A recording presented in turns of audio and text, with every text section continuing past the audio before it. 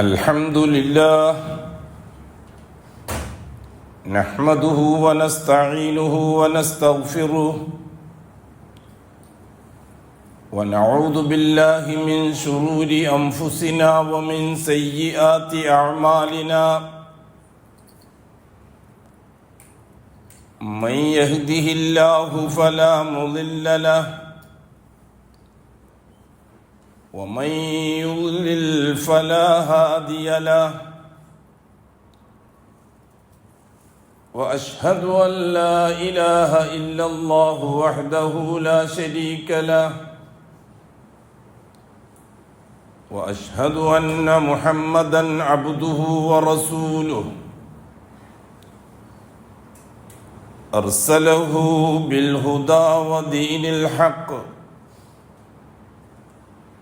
ليظهره على الدين كله ولو كره المشركون اللهم صل على محمد وعلى آل محمد كما صليت على إبراهيم وعلى آل إبراهيم إنك حميد مجيد اللهم بارك على محمد وعلى آل محمد كما باركت على إبراهيم وعلى آل إبراهيم في العالمين إنك حميد مجيد عباد الله أوصيكم ونفسي أولا بتقوى الله يا أيها الذين آمنوا اتقوا الله حق تقاته ولا تموتن إلا وأنتم مسلمون يا أيها الذين آمنوا اتقوا الله وقولوا قولا سديدا يصلح لكم أعمالكم ويغفر لكم ذنوبكم ومن يطع الله ورسوله فقد فاز فوزا عظيما يا أيها الناس اتقوا ربكم الذي خلقكم من نفس واحدة وخلق منها زوجها وبث منهما رجالا كثيرا ونساء واتقوا الله الذي تساءلون به والأرحام إن الله كان عليكم رقيبا أما بعد فإن أصدق الحديث كتاب الله وخير الهدي هدي محمد صلى الله عليه وسلم وشر الأمور محدثاتها وكل محدثة بدعة وكل بدعة ضلالة وكل ضلالة في النار അള്ളാഹുവിൻ്റെ സത്യവിശ്വാസികളായ അടിമകളെ, തഖ്വയുള്ളവരായി ജീവിക്കുകയും അതുവഴി ദുനിയാവിലും ആഖിറത്തിലും അള്ളാഹു പൊരുത്തപ്പെടുന്ന ജീവിതം സമ്പാദിക്കുകയും ചെയ്യണമെന്ന് ആദ്യമായി എന്നോടും തുടർന്ന് നിങ്ങൾ ഓരോരുത്തരോടും വസിയ്യത്ത് ചെയ്യും. റബ്ബുനല്ലാഹ്, അള്ളാഹുവാണ് നമ്മുടെ റബ്ബ്. എന്തുകൊണ്ടാണ് അള്ളാഹുവിനെ നാം റബ്ബാക്കിയത്? ഖാലിക്കും മാലിക്കും മുദബ്ബിറും അവനായതുകൊണ്ട്. ഈ മൂന്നധികാരങ്ങൾ അള്ളാഹുവിനുള്ളതാണ്. അത് അംഗീകരിച്ചു കൊടുക്കലാണ് അള്ളാഹുവാണ് റബ്ബ് എന്ന് പറഞ്ഞാൽ.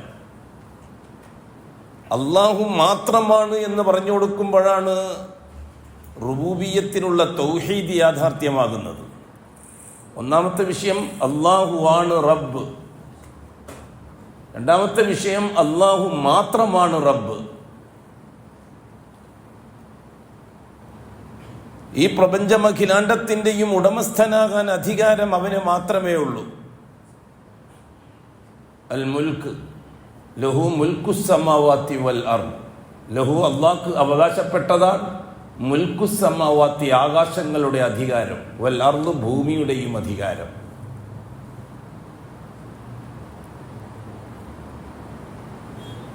ലില്ലാഹി മലകൂത്തുസ്സമാവാതി വൽ അർദ്, ആകാശഭൂമികളുടെ ആധിപത്യം അല്ലാഹ്ക്ക് മാത്രം അവകാശപ്പെട്ടതാണ്.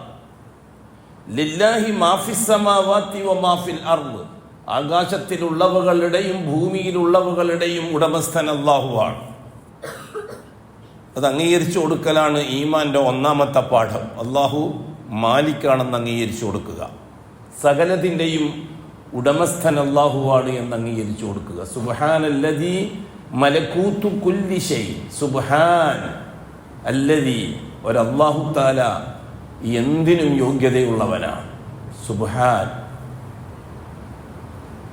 എന്തുകൊണ്ട് ബിയദിഹി, അവന്റെ കയ്യിലാണ്, മലകൂതു കുല്ലി ഷൈ, സകല വസ്തുക്കളുടെയും ഉടമസ്ഥതാധികാരം അവന്റെ കയ്യിലാണ്. വ ഇലൈഹി തുർജഊൻ, എല്ലാ വിഷയങ്ങളുടെയും എല്ലാ വസ്തുക്കളുടെയും സകലതിൻ്റെയും അവസാനത്തെ മടക്കം അള്ളാഹുവിലേക്ക് തന്നെയായിരിക്കും. സൂറത്ത് യാസീൻ. രണ്ടാമതായി അള്ളാഹു റബ്ബാണ് എന്ന് പറയുമ്പോൾ അതിൽ ഉൾക്കൊള്ളുന്ന വിഷയം സൃഷ്ടാവ്, സൃഷ്ടിക്കാൻ അധികാരം അള്ളാഹുക്കുള്ളതാണ്. അല്ലാഹുല്ലദീ ഖലഖസ്സമാവാതി വൽ അർദ് വമാ ബൈനഹുമാ, അല്ലാഹ് ആരാണ്? ഈ അല്ലാഹ്. ഖലഖസ്സമാവാതി, ആകാശങ്ങളെ നിർമ്മിച്ചത് അല്ലാഹുവാണ്. വൽ അർദ, ഭൂമിയെ നിർമ്മിച്ചതും അല്ലാഹുവാണ്. വമാ ബൈനഹുമാ, ആകാശഭൂമികൾക്കിടയിലുള്ള എന്തൊക്കെയുണ്ടോ അവകളെ മുഴുവനും നിർമ്മിച്ചത് അല്ലാഹുവാണ്. മൂന്നാമതായി നാം അല്ലാഹുവാണ് റബ്ബ് എന്ന് വിശ്വസിക്കുമ്പോൾ അംഗീകരിച്ചു കൊടുക്കേണ്ട കാര്യം തദ്ബീർ, സകലതിനെയും നിയന്ത്രിക്കാനുള്ള അധികാരവും അല്ലാഹു തആലക്ക് മാത്രമാണ്. യുദബ്ബിറുൽ അംറ മിനസ് സമാഇ ഇലൽ അർദ്, യുദബ്ബിറു, അല്ലാഹുവാണ് തദ്ബീർ ചെയ്യുന്നത്, നിയന്ത്രിക്കുന്നത്, കൺട്രോൾ ചെയ്യുന്നത്. മിനസ് സമായി, ആകാശം മുതൽ ഇലൽ അർദി, ഭൂമി വരെയുള്ള മുഴുവൻ കാര്യങ്ങളും നിയന്ത്രിച്ചു കൊണ്ടിരിക്കുന്ന മുദബ്ബിറും അല്ലാഹുവാണ്. ഈ മൂന്ന് കാര്യങ്ങൾ പൂർണ്ണമായി അംഗീകരിച്ചു കൊടുക്കുമ്പോൾ മാത്രമേ ഒരാൾ മുസ്ലിമാകുന്നുള്ളൂ. അള്ളാഹുവിന്റെ റുബൂബിയത്ത് അംഗീകരിക്കാതെ എന്ത് മുസ്ലിമാണ്? ഇസ്ലാം എന്ന് പറഞ്ഞാൽ എന്താ? അള്ളാഹുവാണ് എൻ്റെ റബ്ബ് എന്ന് അംഗീകരിച്ചു കൊടുക്കലാണ്. ഈമാൻ എന്ന് പറഞ്ഞാൽ ആ അള്ളാഹു അല്ലാത്ത വേറൊരാളും ഇല്ല എനിക്ക് എന്ന് അംഗീകരിച്ചു കൊടുക്ക, പ്രവർത്തിച്ച് തെളിയിക്കലാണ്. അപ്പം മാലിക്കും ഖാലിക്കും മുദബ്ബിറും അല്ലാഹുവാണ്. സകലതിൻ്റെയും മാലിക് അല്ലാഹുവാൻ, സകലതിൻ്റെയും ഖാലിഖ് അല്ലാഹുവാൻ, സകലതിൻ്റെയും മുദബ്ബിർ അല്ലാഹുവാൻ. അല്ലാഹുവല്ലാത്ത ഒരു വ്യക്തിക്ക് ഇതിലൊരു അംശം പോലും വിട്ടുകൊടുക്കാൻ പറ്റുകയില്ല. അല്ലാഹുവല്ലാത്തൊരു ശക്തിക്ക് വിട്ടുകൊടുക്കാൻ പറ്റുകയില്ല. അല്ലാഹുവല്ലാത്ത മരിച്ചുപോയവർക്കോ മരിച്ചുപോയ മനുഷ്യർക്കോ അല്ലാഹുവല്ലാത്ത ജീവിച്ചിരിക്കുന്ന ജിന്നുകൾക്കോ മലക്കുകൾക്കോ ഈ അധികാരത്തിൽ നിന്നൊരംശം പോലും വിട്ടുകൊടുക്കാൻ പറ്റുകയില്ല. അതോടുകൂടി അവൻ കാഫിറായി തീരും. കാഫിർ എന്നാൽ അല്ലാഹുവിനെ നിഷേധിക്കുന്നവനായി തീരും. അപ്പൊ റുബൂബിയ്യത്തിലുള്ള ഏത് വ്യതിയാനവും കുഫ്റിലേക്കാണ്, ഉലൂഹിയ്യത്തിലുള്ള വ്യതിയാനം ശിർക്കിലേക്കും ആണ്.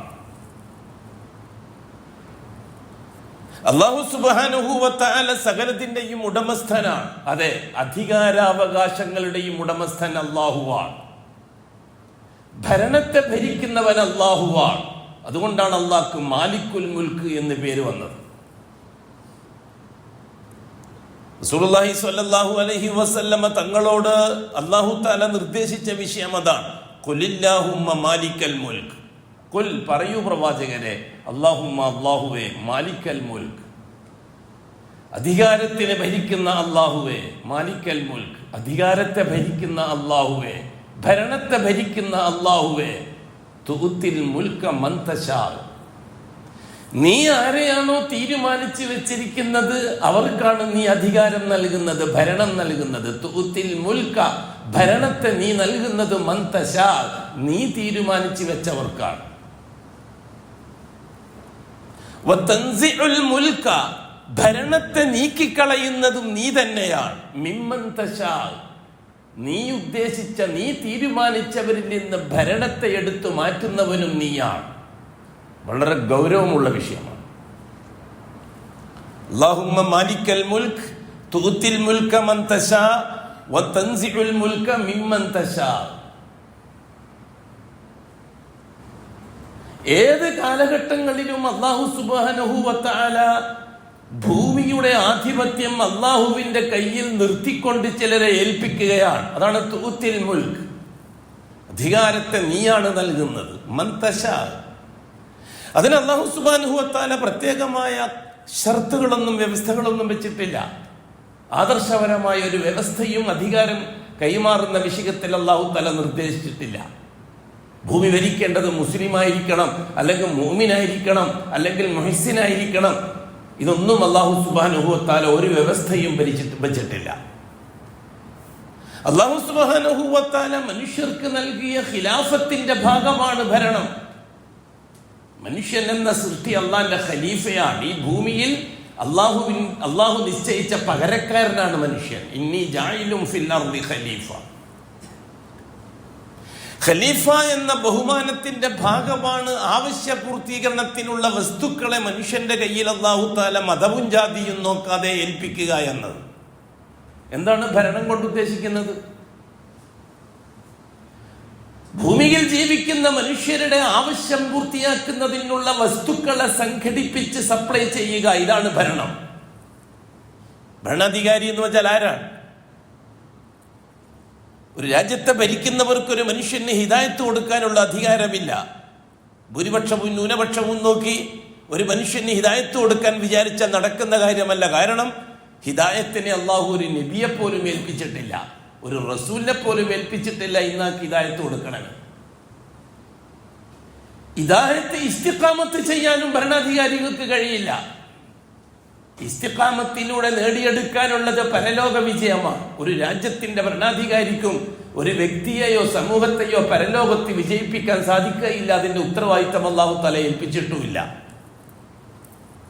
അതേ സന്ദർഭത്തിൽ രാജ്യം മനുഷ്യൻ ജീവിക്കാൻ തുടങ്ങിയ കാലം മുതൽ തന്നെ ഭൂമിയെ നിയന്ത്രിക്കാൻ, ഭൂമിയെ ഭരിക്കാൻ അല്ലാഹു തആല പ്രതിനിധികളെ ഏർപ്പാടാക്കാറുണ്ട്.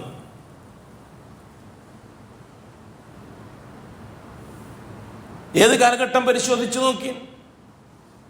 ആദം അലൈഹിസ്സലാത്തു വസ്സലാം തൊട്ട് ഈസ അലൈഹിസ്സലാത്തു വസ്സലാം വരെയുള്ള പ്രവാചക കാലഘട്ടം, നുബുവത്തിന്റെ കാലഘട്ടം, അവരുടെ കയ്യിലായിരുന്നു അന്നത്തെ ആധിപത്യം.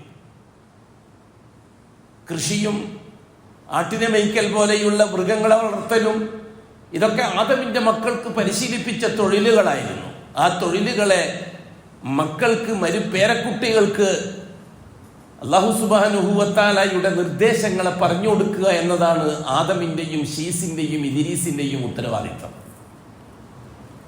ഹദ്റത്ത് നൂഹ് നബി അലൈഹിസ്സലാത്തു വസ്സലാം റസൂലായിട്ട് വരുന്നത് അന്ന് ഇറാഖ് ഭരിച്ചുകൊണ്ടിരിക്കുന്ന ഭരണാധികാരികളിലേക്കാണ്.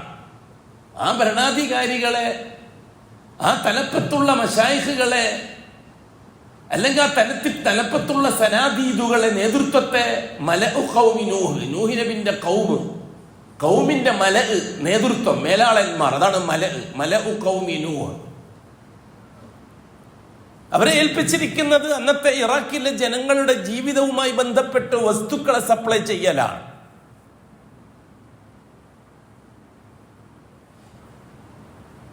ആ കാലഘട്ടത്തിലെ ജനങ്ങൾ ആദർശരംഗത്ത് വ്യതിയാനമുണ്ടായപ്പോഴാണ് നൂഹ് നബി അലൈഹി സ്വലാത്തു വസ്സലാമിനെ റസൂലാക്കി നിയോഗിച്ചത്.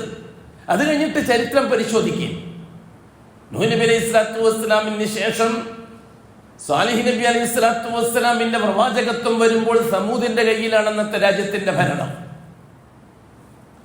ഹൂദ് നബി അലൈഹി സ്വലാത്തു വസ്സലാമിന്റെ റസൂലാക്കി നിയോഗിച്ചപ്പോൾ ആദിന്റെ കയ്യിലായിരുന്നു രാജ്യത്തിന്റെ ഭരണം. ദാവൂദ് നബി അലൈഹി സ്വലാത്തു വസ്സലാമിന് രാജാധികാരം കൊടുത്തു അല്ലാഹു സുബ്ഹാനഹു വ തആല.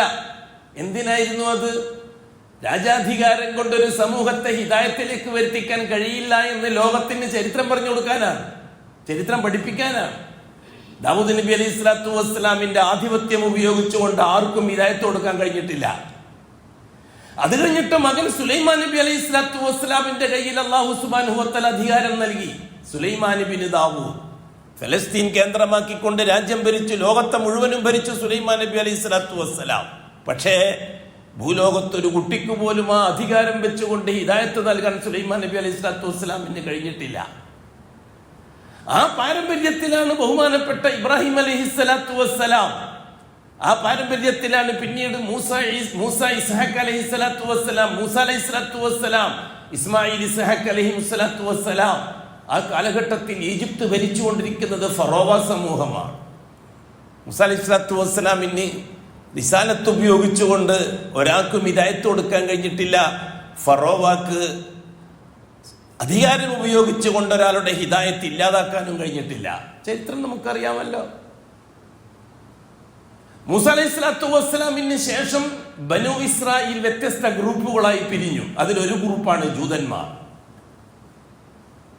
യാക്കൂബ് അലൈഹിസ്സലാത്തു വസ്സലാമും യൂസുഫ് അലൈഹിസ്സലാത്തു വസ്സലാം ഈജിപ്ത് ഭരിച്ചു. യൂസുഫ് അലൈഹിസ്സലാത്തു വസ്സലാമിന് അധികാരം ഉപയോഗിച്ചുകൊണ്ട് ആ സമൂഹത്തെ ഹിദായത്തിലേക്ക് കൊണ്ടുവരാൻ കഴിഞ്ഞിട്ടില്ല. ഇത് പറഞ്ഞുതരാനാണ് അല്ലാഹു സുബ്ഹാനഹു വ തആല പ്രവാചകന്മാരിൽ നിന്ന് ചിലരുടെ അധികാരത്തെ എടുത്തു പറഞ്ഞിരിക്കുന്നത്.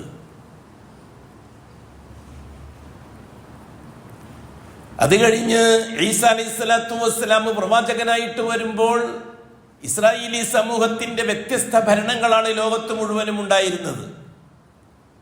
ഈസാ അലൈഹിസ്സലാത്തു വസ്സലാമിനെ അധികാരം ഉപയോഗിച്ചവർ ക്രൂശിച്ചു, ബുദ്ധിമുട്ടിച്ചു. അല്ലാഹു സുബ്ഹാനഹു വ തആല ഈസ നബിയെ പിൻവലിച്ചു. റസൂലുള്ളാഹി സ്വല്ലല്ലാഹു അലൈഹി വസല്ലമ തങ്ങൾ റസൂലായിട്ട് വരുന്ന സന്ദർഭത്തിൽ റോം ഭരിച്ചുകൊണ്ടിരുന്നത് ക്രിസ്ത്യാനികളാണ്. പേർഷ്യ ഭരിച്ചുകൊണ്ടിരുന്നത് അഥവാ ഇന്നത്തെ ഇറാൻ ഭരിച്ചുകൊണ്ടിരുന്നത് മജൂസികളാണ്. ഒപ്പം സാബിയക്കാരും ദാവൂദ് നബിന്റെ അനുയായികൾ. അന്ന് ഇന്ത്യ പോലെയുള്ള രാജ്യങ്ങൾ ഭരിച്ചുകൊണ്ടിരുന്നത് നാട്ടുരാജാക്കന്മാരാണ്. റസൂലുള്ളാഹി സ്വല്ലല്ലാഹു അലൈഹി വസല്ലം പ്രവാചകനായിട്ട് വരുന്ന സന്ദർഭത്തിൽ മക്ക ഭരിച്ചുകൊണ്ടിരുന്നത് ഖുറൈശി തറവാട്ടുകാരാണ്. എല്ലാ രാജ്യത്തും ഭരണമുണ്ടായിരുന്നു മുഹമ്മദ് മുസ്തഫ തങ്ങൾ റസൂലായിട്ട് വരുന്ന സന്ദർഭത്തിൽ. ഈ ഭരണത്തിന്റെ ഉടമസ്ഥൻ ആരാണ് ഈ ഭരണത്തെ കൈകാര്യം ചെയ്യുന്നത്? എന്താണ് ഈ കാര്യത്തിൽ മുഅ്മിനീങ്ങൾ അംഗീകരിച്ചിരിക്കേണ്ട വിശ്വാസം? അല്ലാഹുവാണ് മാലിക്കുൽ മുൽക്ക്, അധികാരത്തിന്റെ അധികാരി അല്ലാഹുവാണ്. മൂസ അലൈഹിസ്സലാത്തു വസ്സലാം അല്ലാഹുവിനോട് പരാതിപ്പെട്ടതുമായി അധികാരം വെച്ചുകൊണ്ടാണ്. ഫറോവ സമൂഹത്തിന്റെ രാഷ്ട്രീയാധികാരം അതുപയോഗിച്ചുകൊണ്ട് ഇസ്രായേലി സമൂഹത്തെ ക്രൂരമായി പീഡിപ്പിച്ചപ്പോൾ മൂസ അലൈഹിസ്സലാത്തു വസ്സലാമിനെ ഏൽപ്പിച്ച അള്ളാഹുവിന്റെ പരിശുദ്ധ ദീനിന്റെ ദഅവത്തിന് ഒരു തരത്തിലും സപ്പോർട്ട് ചെയ്യാതെ ക്രൂശിക്കാനും പീഡിപ്പിക്കാനും തയ്യാറായപ്പോൾ മൂസ നബിയെ കൊണ്ട് വിശ്വസിച്ച ലാ ഇലാഹ ഇല്ലല്ലാഹ് മൂസ റസൂലുള്ളാഹ് അംഗീകരിച്ചു കൊടുത്ത ഷഹാദത്ത് കൊടുത്ത സമൂഹത്തെ ക്രൂരമായ രീതിയിൽ ബുദ്ധിമുട്ടിച്ചപ്പോൾ ഹസ്രത്ത് മൂസ അലൈഹിസ്സലാത്തു വസ്സലാം അള്ളാഹുവിനോട് ദുആ ചെയ്തൊരു ദുആ ഉണ്ട്. എന്താണ് ആ ദുആ? റബ്ബന, നിങ്ങളുടെ റബ്ബേ, ഇന്നക ആതൈത ഫിർഔന വമലഅഹു, തീർച്ചയായിട്ടും നീയാണല്ലോ ഫിർഔനും ഫിർഔന്റെ മേലാളന്മാർക്കും നൽകിയത്. നീയാണല്ലോ ഫിർഔനും ഫിർഔന്റെ മേലാളന്മാർക്കും നൽകിയത് സീനത്തൻ, ജീവിതത്തിന്റെ ആർഭാടങ്ങളും സൗകര്യങ്ങളും, അംവാലം ഫിൽ ഹയാത്തിദ് ദുനിയ, ഈ ഭൂമിയിൽ ആർഭാടത്തോടെ ജീവിക്കാൻ ആവശ്യമായ അംവാല് സമ്പത്തും നീയാണല്ലോ നൽകിയത്. അവകൾ കൈകാര്യം ചെയ്യാനുള്ള സർവാധികാരം നീ നൽകിയതാണല്ലോ അല്ലാഹുവേ. ലിയുദില്ലു അൻ സബീലിക, അത് വെച്ചുകൊണ്ടാണ് റബ്ബന, അത് വെച്ചുകൊണ്ടാണല്ലോ അല്ലാഹുവേ അവൻ ഈ സമൂഹത്തെ പീഡിപ്പിച്ചുകൊണ്ടിരിക്കുന്നത്. അധികാരവും പണം ഉപയോഗിച്ചുകൊണ്ടാണല്ലോ ഞങ്ങളെ ബുദ്ധിമുട്ടിച്ചുകൊണ്ടിരിക്കുന്നത്. അല്ലാഹുവേ വത്മിസ് അലാ ഖുലൂബിഹിം വസ്തുദ് അലാ ഖുലൂബിഹിം വത്മിസ് അലാ അംവാലിഹിം, നീ അവർക്ക് നൽകിയിരിക്കുന്ന അധികാരത്തെയും പണത്തെയും നീ ഒന്ന് കൺട്രോൾ ചെയ്യണം. മൂസ നബി അലൈഹി സ്വലാത്തു വസ്സലാം അള്ളാഹിനോട് പറഞ്ഞതാണ്. ഫറോവാന്റെയും സമൂഹത്തിന്റെയും മേലാളന്മാരുടെയും മനസ്സിനെ നീ ഒന്ന് പൂട്ടിടണം. വസ്തുദ് അലാ ഖുലൂബിഹിം, അവരുടെ മനസ്സിനെ നീ ഒന്ന് പൂട്ടിടണം. അവരുടെ സമ്പത്തിനെ നീ ഒന്ന് ഒതുക്കണം. ലിയദൂഖുൽ അദാബ്, എന്നാലേ അവൻ കാര്യം പഠിക്കുകയുള്ളൂ, മനസ്സിലാക്കുകയുള്ളൂ. എന്താണ് അല്ലാഹു സുബ്ഹാനഹു വ തആല സന്ദർഭത്തിൽ മൂസ അലൈഹിസ്സലാത്തു വസ്സലാമിനോട് പറഞ്ഞ മറുപടി? ഓ മൂസ, ഫറോവാന്റെ കയ്യിലുള്ള അധികാരവും പണവും മേലാളന്മാരുമാണ് ഈ വിഷയത്തിൽ നിങ്ങൾക്ക് തടസ്സക്കാരൻ. അള്ളാഹു ഇതൊന്നും അറിയുന്നില്ലെന്നും അള്ളാഹുവിനെ നിയന്ത്രിക്കാൻ കഴിയില്ലെന്നുമാണോ നിങ്ങൾ കരുതി വെച്ചിരിക്കുന്നത്? മൂസ അലൈഹിസ്സലാത്തു വസ്സലാം അവരുടെ ബലഹീനതകൾ പറഞ്ഞതാണ്. അല്ലാഹു സുബ്ഹാനഹു വ തആല പറഞ്ഞ മറുപടി എന്താണ് ആ സമയത്ത്? ഓ മൂസ, ഫിറൗനെ കൊണ്ട് ബുദ്ധിമുട്ടുണ്ടെങ്കിൽ, കാറൂനെ കൊണ്ട് ബുദ്ധിമുട്ടുണ്ടെങ്കിൽ, ഈജിപ്തിലെ രാഷ്ട്രീയക്കാരെ കൊണ്ട് നിങ്ങൾക്ക് ബുദ്ധിമുട്ടുണ്ടെങ്കിൽ, ഭരണാധികാരികളെ കൊണ്ട് ബുദ്ധിമുട്ടുണ്ടെങ്കിൽ, നേരം വെളുക്കുമ്പോഴേക്ക് മുസ്ലിമീങ്ങളെയും കൂട്ടിയിട്ട് നിങ്ങൾ നാട് വിടണം. നിങ്ങൾ പേർഷ്യയിൽ പോയി താമസിച്ചോ. അസ്രി ബി ഇബാദി ലൈല, രാത്രി തന്നെ സ്ഥലം വിട്ടോളാം. നല്ല കാര്യം പോയി. മൂസ അലൈഹി സ്വലാത്തു വസ്സലാം എന്തെങ്കിലും രാഷ്ട്രീയമായൊരു അധികാരമോ സ്വാധീനമോ കിട്ടും, നിലവിലുള്ള ഭരണാധികാരികളെ ഒന്ന് ഒതുക്കിത്തരും അള്ളാഹു എന്നാണ് വിചാരിച്ചത്. പക്ഷെ അള്ളാഹു തആല സ്വീകരിച്ച രീതി എന്താണ്? ഫിറോനെ കൊണ്ട് ബുദ്ധിമുട്ടുണ്ടെങ്കിൽ നിങ്ങൾ നാട് വിട്ടോളെ, നിങ്ങൾ ഈജിപ്തിൽ ഫലസ്തീനിൽ പോയി താമസിച്ചോളെ. നിർബന്ധമായ കൽപ്പന വന്നു അള്ളാഹുവിന്റെ. എത്രയും പെട്ടെന്നായിരിക്കണം, ലൈലൻ, രാത്രി തന്നെ, നേരം വെളുക്കുമ്പോഴേക്ക് സ്ഥലം കാലിയാക്കണം എന്ന് വെച്ചാൽ അള്ളാഹു സുബ്ഹാനഹു വ തആലക്ക് മൂസ നബിയുടെ പരാതി ഇഷ്ടപ്പെട്ടില്ല. രാഷ്ട്രീയക്കാർക്കെതിരെ, ഭരണാധികാരികൾക്കെതിരെ, ഫിറോവിനെതിരെ. അതിനല്ലല്ലോ മൂസ നബിയെ നിയോഗിച്ചത്. മൂസ നബിയെ നിയോഗിച്ചത് പ്രശ്നങ്ങളിൽ അള്ളാഹുവിനെ ഇടപെടിപ്പിക്കേണ്ടത് എങ്ങനെയാണെന്ന് സമൂഹത്തെ പഠിപ്പിക്കാനാണ്, നിലവിലുള്ള സംവിധാനത്തെ തകർക്കാനല്ല. അതാണ് ദീനുൽ ഇസ്ലാമിന്റെ മുഖ്യ ലക്ഷ്യം. ദീനുൽ ഇസ്ലാമിന്റെ അടിസ്ഥാനം അതാണ്. അത് നടക്കാതെ വന്നപ്പോൾ കടുകടുത്ത പരീക്ഷണത്തിന് വിധേയമാക്കി ബഹുമാനപ്പെട്ട മൂസ അലൈഹി സ്വലാത്തു വസ്സലാമിനെ. നേരം വെളുക്കുമ്പോഴേക്ക് സ്ഥലം കാലിയാക്കാനുള്ള ഓർഡർ മൂസ അലൈഹി സ്വലാത്തു വസ്സലാമിന് വഴിപ്പെട്ടേ നിവൃത്തിയുള്ളൂ. മുസ്ലിങ്ങളോട് പറഞ്ഞു, എത്രയും പെട്ടെന്ന് സാധന സാമഗ്രികളൊക്കെ കെട്ടിപ്പറക്കി രാജ്യം വിടാൻ തീരുമാനിക്കണം, ഒരുങ്ങണം, നേരം വെളുക്കുമ്പോഴേക്ക് പുറപ്പെടാം. മുസ്ലിമീങ്ങൾ 2 ഗ്രൂപ്പുകളായി. ഒരു ഗ്രൂപ്പ് മൂസ അലൈഹി സ്വലാത്തു വസ്സലാമിനെ അന്ധമായി അംഗീകരിക്കുകയും അനുസരിക്കുകയും ചെയ്തു. ലാ ഇലാഹ ഇല്ലല്ലാഹ് അശ്ഹദു അൻ ലാ ഇലാഹ ഇല്ലല്ലാഹ് വ അശ്ഹദു അന്ന മൂസ റസൂലുള്ളാഹ്. ഒരു വിധത്തിലുള്ള വിയോജിപ്പും പ്രകടിപ്പിച്ചില്ല. മറുകൂട്ടക്കാര് മൂസ നബിയെ എതിർത്തു. എന്താണ് മൂസ നബിയെ നിങ്ങൾ പറയുന്നത്? ബഹുമാനപ്പെട്ട യൂസുഫ് അലൈഹി സ്വലാത്തു വസ്സലാമിന്റെ കാലഘട്ടം മുതൽ ഇങ്ങോട്ട് പരമ്പരാഗതമായിട്ട് ഈ രാജ്യം നമ്മുടേതാണ്. നമ്മൾ ആരും തന്നെ പുറനാട്ടിൽ നിന്ന് വന്ന് താമസിച്ചവരല്ല. നമ്മളിവിടുത്തെ ആദിവാസികളാണ്, സ്വദേശികളാണ്. നമ്മുടേതാണ് ഈ രാജ്യം ഈജിപ്ത്. ഫറോവായും കുടുംബവും കിബുത്തി സമൂഹം പുറനാട്ടിൽ നിന്ന് അധിനിവേശം നടത്തി രാജ്യം ഭരിക്കുകയാണ്. അവർക്ക് നാട് വിട്ടുകൊടുത്തിട്ട് നമ്മൾ നാട് വിടണമെന്ന് പറഞ്ഞ് എന്ത് ന്യായമാണ് മൂസ? നടക്കൂല. മനസ്സിലാക്കാൻ അല്ലാഹു തആല പറഞ്ഞു തന്നിരിക്കുന്നത്, മുഹമ്മദ് ഈ ഉമ്മത്തിൽ ഖിയാമത്ത് നാൾ വരെ വരാനിരിക്കുന്ന സംഭവ വികാസങ്ങളെ പരിശുദ്ധ ഖുർആനുമായി ചേർത്ത് വായിക്കാൻ ഈ ഉമ്മത്തിനെ പഠിപ്പിക്കുകയായിരുന്നു അല്ലാഹു സുബ്ഹാനഹു വ തആല. നമ്മളെന്താക്കി മാറ്റി? ചരിത്ര കഥയാക്കി മാറ്റി, വഅള് പറഞ്ഞ് കാശുണ്ടാക്കി പള്ളിക്ക് മുനാരം കെട്ടാനാക്കിയ ഖുർആൻ അതേ സന്ദർഭത്തിൽ പ്രശ്നപരിഹാരത്തിന് അസ്ബാബുകളെ പിറകെ വെറും നാവ് നീട്ടി, ഇറച്ചിക്കഷ്ണം കണ്ടാൽ നാവ് നീട്ടി ഓടുന്ന പട്ടിക്കൂട്ടങ്ങളെ പോലെ അസ്ബാബിന്റെ പിറകിൽ ഓടാൻ വിധിക്കപ്പെട്ട ചവറുകളായി മാറി മുസ്ലിം ഉമ്മ ലോകത്ത്.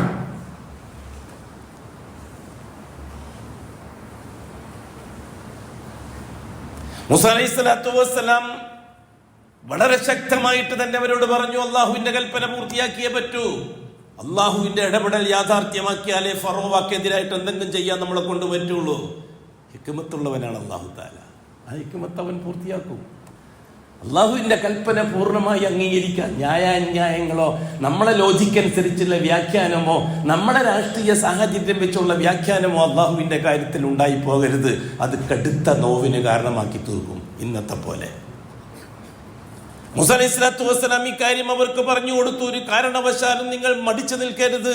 അള്ളാഹുവിന്റെ ഇടപെടൽ യാഥാർത്ഥ്യമാകണമെങ്കിൽ നമ്മൾ യോഗ്യതയുള്ള കുറച്ച് ആൾക്കാർ വേണം. അള്ളാഹുവിന്റെ ഇടപെടൽ യാഥാർത്ഥ്യമാകാൻ യോഗ്യതയുള്ള അടിമകൾ വേണം. നമ്മുടെ കയ്യിലാണ് ഇന്ന് അള്ളാഹുവിന്റെ ആധിപത്യത്തെ സംബന്ധിച്ചുള്ള ചർച്ചയിരിക്കുന്നത്. നമ്മൾ അള്ളാഹുവിന്റെ കൽപ്പനക്ക് വിരുദ്ധമായി പ്രവർത്തിച്ചാൽ അള്ളാഹു ഇടപെടുന്നത് നമുക്കെതിരായിട്ടായിരിക്കും. അതും അള്ളാഹുവിന്റെ നീതിയിൽപ്പെട്ടതാണ്. ഇത് രണ്ടും അള്ളാഹു തആല പൂർവ്വകാലങ്ങളിൽ പഠിപ്പിച്ചതാണ്. അതുകൊണ്ട് അള്ളാഹുവിന്റെ കൽപ്പനക്കെതിരാവണ്ട. നിങ്ങളെ രാഷ്ട്രീയ സാഹചര്യങ്ങളെയോ സാമ്പത്തിക നിലവാരങ്ങളെയോ ജീവിത വ്യവഹാരങ്ങളെയോ വെച്ചുകൊണ്ട് അള്ളാഹുവിന്റെ കൽപ്പനകൾക്ക് വിരുദ്ധം പ്രവർത്തിച്ചാൽ അള്ളാഹുവിന്റെ ഇടപെടൽ നിങ്ങൾക്ക് നാശത്തിനായി തീരും. ഇവിടെ നമുക്ക് വിഷയം അള്ളാഹുവിന്റെ ഇടപെടലാണ്, ഫറോവാന്റെ രാജ്യാധികാരവും ഭരണാധികാരവുമല്ല. ഇതാണ് മുഅ്മിനീങ്ങളുടെ അവസ്ഥ. എല്ലാരും തയ്യാറായി. മൂസ അലൈഹി സ്വലാത്തു വസ്സലാം കൽപ്പിച്ചതുപോലെ പിറ്റേന്ന് നേരം വെളുക്കുമ്പോഴേക്ക് ഇസ്രായേലി സമൂഹം വമിൻഹും മുസ്ലിമുൻ വമിൻഹും കാഫിറുൻ, ഷഹാദത്ത് കൊടുത്തവരുമുണ്ട്, കൂട്ടത്തിൽ ഷഹാദത്ത് കൊടുക്കാത്തവരുമുണ്ട്. ആ കൂട്ടത്തിൽ പാരമ്പര്യക്കാരെ കൂട്ടത്തിലുണ്ട്, ആദർശക്കാരെ കൂട്ടത്തിലുണ്ട്. ആദർശക്കാരാരാ? അശ്ഹദു അല്ലാ ഇലാഹ ഇല്ലല്ലാഹ്, ലാ ഇലാഹ ഇല്ലല്ലാഹ്ക്ക് ഷഹാദത്ത് കൊടുത്തവർ. വഅശ്ഹദു അന്ന മൂസ റസൂലുള്ളാഹ്, മൂസ നബിയുടെ റിസാലത്തിന് ഷഹാദത്ത് കൊടുത്തവർ, അവർ ആദർശക്കാരാണ്. നേരെ മറിച്ച് ലാ ഇലാഹ ഇല്ലല്ലാഹിലെ അല്ലാഹുവാണ് റബ്ബെന്ന് അംഗീകരിക്കുകയും ആ അല്ലാഹുവിനെ സ്വാധീനിക്കാൻ ഫറോവ പരിചയപ്പെടുത്തി തന്നിരിക്കുന്ന മൗലാന ശൈഖുനാമാരുടെ മരിച്ചുപോയ പ്രേതങ്ങളെയും അംഗീകരിച്ച് ജീവിക്കുന്നവരാണ് പാരമ്പര്യക്കാര്. അവർ ലാ ഇലാഹ ഇല്ലല്ലാഹ് അംഗീകരിക്കുന്ന അല്ലാഹു റബ്ബാണെന്ന് അംഗീകരിക്കുന്നവരാണ്, മൂസ നബി പ്രവാചകനാണെന്ന് അംഗീകരിക്കുന്നവരാണ്. അതേ സന്ദർഭത്തിൽ അല്ലാഹ്ക്കാണ് ഉലൂഹിയ്യത്ത്, അത് അംഗീകരിച്ചു കൊടുക്കാൻ ബാധ്യസ്ഥരാണ് എന്ന കാര്യത്തിൽ അവർ പിറകോട്ട് പോയവരാണ്. അവരും ഉണ്ടായിരുന്നു ആ യാത്രാ സംഘത്തിൽ, ഇസ്രായേലിൽ മുഴുവനും, ബനു ഇസ്രായേൽ. നേരം പുലരുമ്പോഴേക്കും കടലിന്റെ കരയിലെത്തി, ചെങ്കടലിന്റെ തീരത്തെത്തി.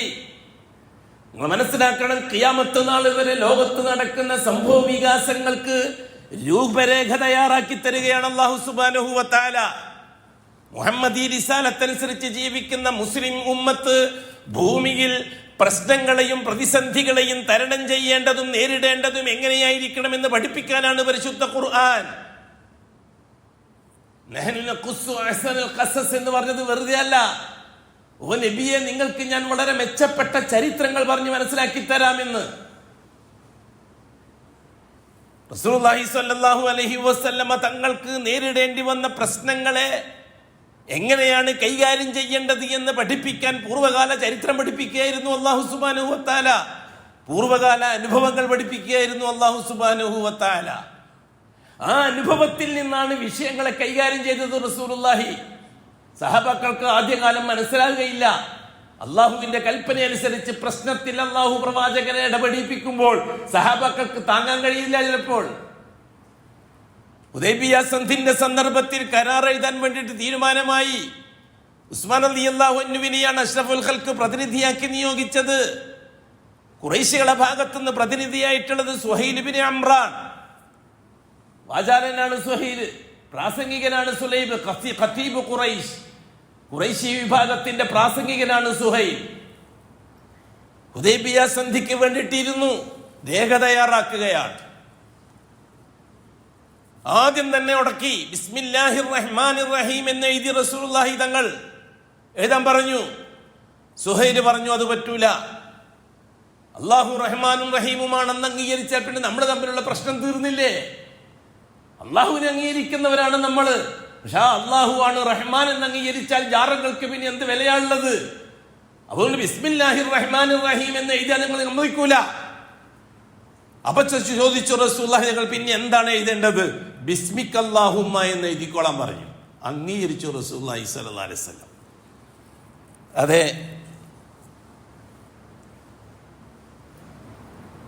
സലഫുകളുടെ അടിമത്വം, സലഫുകളുടെ അഹ്ലുസുന്ന രാജ്യങ്ങളുടെ അടിമത്വം, ഷീഈ രാജ്യങ്ങളുടെ ചെറുത്തുനിൽപ്പ് ഒരു ഇസ്ലാം പാർട്ടിക്കാരനായ ഖതീബിന്റെ പ്രസംഗം കേൾക്കാനിടയായി. അതെ, ആ അടിമത്വം തന്നെയാണ് ഈ സമൂഹത്തിന്റെ വിജയം. അടിമത്വം സ്വീകരിക്കാതിരിക്കാൻ നിവൃത്തിയില്ല. മൊറോക്കോ തൊട്ട് ഇന്തോനേഷ്യ വരെ, ഫലസ്തീൻ തൊട്ട് കേരളം വരെയുള്ള കോടിക്കണക്കിന് വരുന്ന മനുഷ്യരെ അന്നം തീറ്റിക്കുന്ന സ്വഭാവം ഈ പറയുന്ന അഹ്ലുസുന്ന ഭരണാധികാരികളുടെ കയ്യിലാണ്. കോടിക്കണക്കിന് ജനങ്ങളുടെ അന്നം അവരെ കയ്യിലാണ് അല്ലാഹു തആല ഏൽപ്പിച്ചിരിക്കുന്നത് എന്ന്. അതിൽ അഹ്ലുസുന്നയുമായി ബന്ധപ്പെട്ട സൗദി അറേബ്യ, പാരമ്പര്യവുമായി ബന്ധപ്പെട്ട ഗൾഫ് രാജ്യങ്ങൾ, മൊറോക്കോ തൊട്ട് ഇന്തോനേഷ്യ വരെയുള്ള കോടിക്കണക്കിന് ജനങ്ങളാണ് അവിടെ അന്നം അന്വേഷിച്ചു പോയിരിക്കുന്നത്. അങ്ങകലെ ഫലസ്തീൻ തൊട്ട് കേരളം വരെയുള്ള കോടിക്കണക്കിന് മനുഷ്യന്റെ അന്നന്നത്തെ അന്നം കിട്ടുന്നത് അവിടെ നിന്നാണ്. അവിടെ അവർക്ക് അടിമത്വം സ്വീകരിച്ചേ പറ്റൂ, അല്ലെങ്കിൽ ഈ സമൂഹം മുഴുവനും പട്ടിണി കിടന്ന് ചാകുന്നത് കാണണം. മറുപുറത്തുള്ളവർക്ക് അത് കാണേണ്ടതില്ല. മറുപുറത്തുള്ളവന്റെ ഒരു കട്ടൻ ചായ പോലും ഇന്ന് ലോകത്ത് ആരും കുടിക്കുന്നില്ല. ഇറാനിയൻ ഷീഈ ജൂതായിസത്തിന്റെ ഒരു കട്ടൻ ചായ പോലും ഇന്ന് ലോകത്ത് ഒരാളെങ്കിലും കുടിക്കുന്നതായിട്ട് നിങ്ങൾക്ക് തെളിയിക്കാൻ പറ്റുകയില്ല. മറുപാറം അങ്ങനെയല്ല. അതുകൊണ്ട് അവർക്ക് സഹിച്ചേ പറ്റൂ ലോകത്തിന് വേണ്ടി. സൗദി അറേബ്യക്ക് സഹിച്ചേ പറ്റൂ ലോകത്തിന് വേണ്ടി. ഗൾഫ് രാജ്യങ്ങൾക്ക് സഹിച്ചേ പറ്റൂ ലോകത്തിന് വേണ്ടി. അല്ല എങ്കിൽ എന്താ സംഭവിക്കാന്നറിയുമോ? പഴയ കാലത്ത് ഇറാഖിനോട് കുവൈത്തിൽ കയറി അടിക്കാൻ വേണ്ടി പറഞ്ഞു അമേരിക്ക. സദ്ദാം ഹുസൈൻ ആകുന്ന ബുദ്ധിഹീനൻ കയറി അടിച്ചു.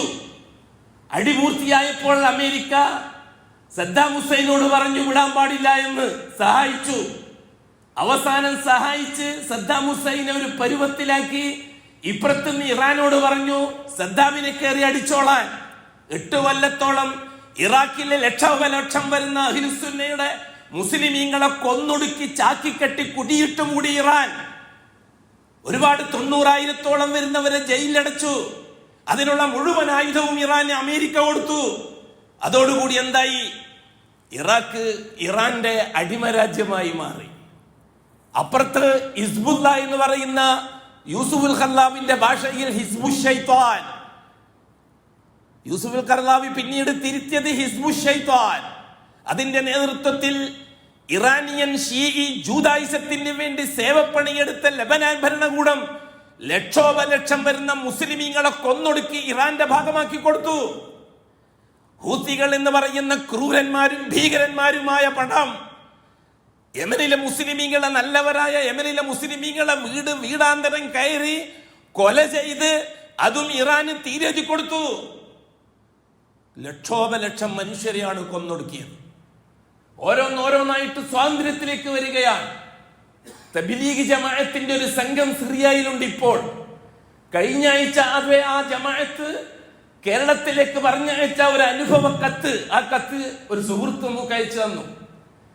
2017 തൊട്ട് 2011 തൊട്ട് ക്രൂരമായ പീഡനങ്ങൾക്ക് വിധേയായ സിറിയൻ മുസ്ലിമീങ്ങൾ 2022 ശേഷം ഭീകരനും ക്രൂരനും ചെന്നായിയേക്കാൾ അപകടകാരിയുമായ ബശാറുൽ അസദിനെ പുറത്താക്കി മുസ്ലിമീങ്ങൾക്ക് ജീവിക്കാൻ അവസരം വന്നിരിക്കുകയാണ് ഇപ്പോൾ ഏത് നാട്ടിലും ദീനിന്റെ പ്രവർത്തനം നടത്താൻ സാധിക്കുന്നുണ്ട്.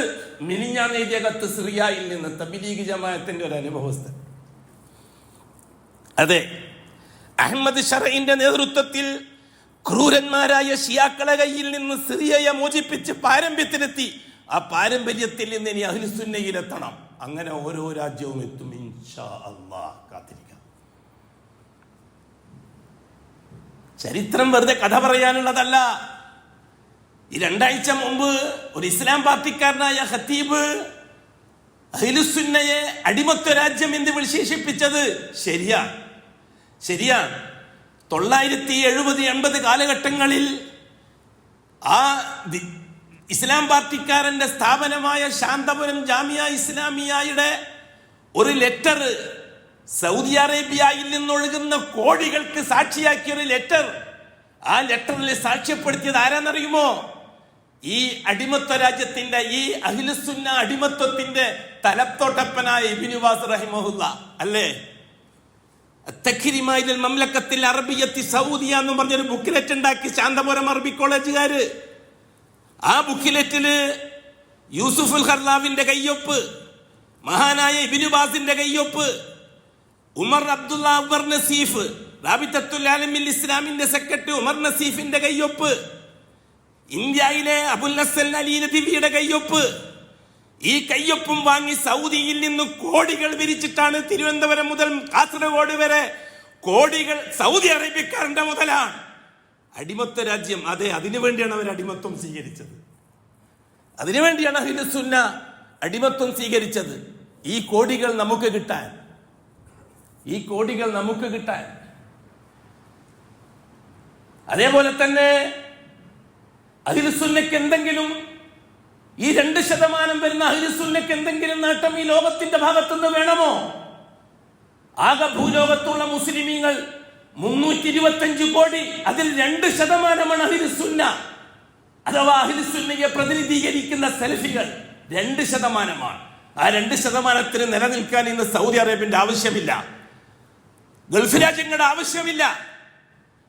ഇല്ല കൂട്ടരെ ഇല്ല. ഈ 2% നിങ്ങൾ കാസർഗോഡ് മാത്രം എടുത്തു നോക്കി. എത്ര ശതമാനമാണ് കാസർഗോഡ്? ലക്ഷക്കണക്കിന് മുസ്ലിമീങ്ങളുടെ കൂട്ടത്തിൽ എത്ര ശതമാനമാണ് അഹ്ലുസുന്ന? 1% തികയുമോ? ആ 1%ത്തിന് സൗദി അറേബ്യന്റെ കോടികൾ വേണമോ? ആ 1%ത്തിന് പാരമ്പര്യ രാജ്യക്കാരായ GC-യുടെ പാരമ്പര്യം ആശീർവാദം വേണമോ? ആർക്കാണ് വേണ്ടത്? എന്നിട്ടും അവർ നശിച്ചു കാണാൻ ആഗ്രഹിക്കുന്ന ഒരു സമൂഹം പഴയകാല ഇറാഖി ചരിത്രം ഓർമ്മിക്കുന്നില്ല. അതെ, സൗദി അറേബ്യ തിരിച്ചങ്ങോട്ട് എന്തെങ്കിലും ചെയ്യണമെന്ന് അമേരിക്ക ആഗ്രഹിക്കുന്നു. അതേപോലെ തന്നെ പാരമ്പര്യ രാജ്യക്കാരായ GCC എന്തെങ്കിലും ചെയ്യണമെന്ന് അമേരിക്ക ആഗ്രഹിക്കുന്നു. പണ്ട് കുവൈത്തിലേക്ക് കയറി ഇറാഖിലെ സദ്ദാം ഹുസൈനെ ഉപയോഗിച്ച് നിലംപരിശാക്കിയതുപോലെ ഒന്ന് ചെയ്ത് കിട്ടിക്കഴിഞ്ഞാൽ പിന്നെ ചെയ്യാൻ പോകുന്ന അമേരിക്ക, സൗദി അറേബ്യക്ക് ആയുധം കൊടുക്കുന്നത് അമേരിക്ക, ഇറാൻ ആയുധം കൊടുക്കുന്നത് അമേരിക്ക, ഇസ്രായേലിന് ആയുധം കൊടുക്കുന്ന അമേരിക്ക, ഇപ്പുറത്തുനിന്ന് ഇസ്ലാമിന്റെ ശത്രുക്കളായ ചൈനന്റെയും റഷ്യന്റെയും ആയുധം, അതോടുകൂടി കംപ്ലീറ്റ് സൗദി അറേബ്യൻ GCC നിലംപരിശാകും. കോടികൾ പട്ടിണി കിടന്ന് ചാകും. ഇവിടെ എല്ലിൻ കഷ്ണം കൊടുക്കാൻ പോലും ഒരുത്തനും കാണുകയില്ല എന്നുള്ള തിരിച്ചറിവ് സമൂഹത്തിനുണ്ട്. അതുകൊണ്ടാണ് അഹ്ലുസുന്ന അടിമത്വ രാജ്യമായി തന്നെ തുടരാൻ ആഗ്രഹിച്ചത്. അവർക്ക് എന്താ കാര്യം? അവർക്ക് പഴയ ഒട്ടകക്കൂട്ടങ്ങളുണ്ട് പാല് കറന്ന് കുടിക്കാൻ. പഴയ കാലത്ത് മരുഭൂമിയിൽ ഹൈമ കെട്ടി ഈത്തപ്പഴവും തിന്നിയ ഒട്ടകത്തിന്റെ പാലം കുടിച്ച് ജീവിച്ച അറബികൾക്കൊന്നും നഷ്ടപ്പെടാനില്ല, GCC-ക്കാർക്കൊന്നും നഷ്ടപ്പെടാനില്ല. പഴയകാല ഗോതമ്പിന്റെ റൊട്ടിയും ഒട്ടകത്തിന്റെ പാലും ഈത്തപ്പനവും ബതുവരുണ്ട്. ആർക്കും അതിന്റെ ആവശ്യമില്ല, മരുഭൂമിന്റെ ആവശ്യം ആർക്കും ഇല്ല. 1947 മരുഭൂമി അറബിക ഗോത്രക്കാർക്ക് തിരിച്ചു കൊടുത്തത് ബ്രിട്ടീഷുകാരനും ജർമ്മൻകാരനും കൊടുത്തത് എന്തുകൊണ്ടാണെന്നറിയോ? മരുഭൂമി ഒന്നും കിട്ടാനില്ല എന്ന്. ഉള്ളിലുള്ള കഥ അള്ളാഹ്ക്കേ അറിയുള്ളൂ. അള്ളാഹു ഭൂമിന്റെ ഉള്ളിൽ സൂക്ഷിച്ചു വെച്ചിരിക്കുന്ന പെട്രോളിന്റെയും സ്വർണത്തിന്റെയും കഥ അള്ളാഹ്ക്കേ അറിയുള്ളൂ. അന്ന് 2ാം ലോക മഹായുദ്ധത്തിൽ അറബികൾക്കിരിക്കട്ടെ മരുഭൂമി എന്ന് പറഞ്ഞ് വിട്ടുകൊടുത്തപ്പോൾ അറബികൾ അത് സ്വീകരിച്ചു. കാരണം അവർക്ക് ഒട്ടകത്തിന്റെ പാലും ഈത്തപ്പഴവും തിന്ന് മരുഭൂമിയിൽ ഹൈമ കെട്ടി ജീവിച്ച് പാരമ്പര്യമുണ്ട്. പക്ഷെ അള്ളാഹു തആല 53 അറബ് രാജ്യങ്ങളിൽ നിന്ന് എണ്ണയെ പുറത്തേക്ക് കൊണ്ടുവന്നത്. അങ്ങനെയാണ് സ്വർണം പുറത്തേക്ക് വന്നത്. അന്ന് അള്ളാഹ്ക്കെല്ലാം അറിയാം, മറ്റുള്ളവർക്കൊന്നും അറിയില്ല. വല്ലാഹു യഅലം വ അൻതും ലാ തഅലമൂൻ. അല്ലേ? ഞാൻ അത്ര ആ വിഷയത്തിലേക്ക് കണക്കും. കാരണം അഹ്ലുസുന്നയുടെ അടിമത്വവും അഹ്ലുസുന്ന രാഷ്ട്രങ്ങളുടെ അടിമത്വവും ഷീഈ രാജ്യങ്ങളുടെ ചെറുത്തുനിൽപ്പും എന്ന് പറഞ്ഞിട്ടൊരു ഹെഡിങ്ങിൽ ഒരു ഇസ്ലാം പാർട്ടിക്കാരനായ ഖത്തീബിന്റെ പ്രസംഗം കേട്ടു. ആരാണ് പ്രസംഗിക്കുന്നത്? ആ അടിമത്വ രാജ്യത്തിൽ നിന്ന് കോടികൾ ഇപ്പോഴും പിരിച്ചുകൊണ്ടിരിക്കുന്ന ആ പ്രസ്ഥാനം. ഇവിടുത്തെ ഷീഈ ഗ്രൂപ്പുകൾക്ക് നിഷേധിക്കാൻ ഒക്കുമോ? അഖില ലോക ഷീഈയത്തിന്റെ ഇന്ത്യൻ പതിപ്പിന്റെ ആസ്ഥാനമായ ചേളാരി ഷീഈയത്ത്, കാരന്തൂരി ഷീഈയത്ത് കോടികൾ ഈ നാട്ടിൽ നിന്ന് പിരിച്ചെടുത്തിട്ട് ഇവിടെ ഷീഈയത്ത് പ്രചരിപ്പിക്കുന്നു. അഹ്ലുസുന്നക്ക് വല്ല ബന്ധമുണ്ടോ അതുമായിട്ട്? അതേപോലെ തന്നെ അഖില ലോക ഇഖ്വാനി പാരമ്പര്യത്തിന്റെ ഇന്ത്യൻ വേഴ്സനായ ജമാഅത്തെ ഇസ്ലാമി ഈ പറയുന്ന അടിമത്വ രാഷ്ട്രങ്ങളിൽ നിന്ന് കോടികൾ ഉണ്ടാക്കിയിട്ടാണ് ഇന്നും ജീവിക്കുന്നത്. ഈ പറയുന്ന യമനിയൻ ഷീഈയത്തിന്റെ ആഘാത കേന്ദ്രമായ കേരളത്തിലെ ചേളാരി ഷീഈയത്ത് ഈ പറയുന്ന അടിമത്വ രാഷ്ട്രങ്ങളുടെ കോടികൾ ഉപയോഗിച്ചിട്ടാണ് ഇവിടെ വിലസി നടക്കുന്നത്.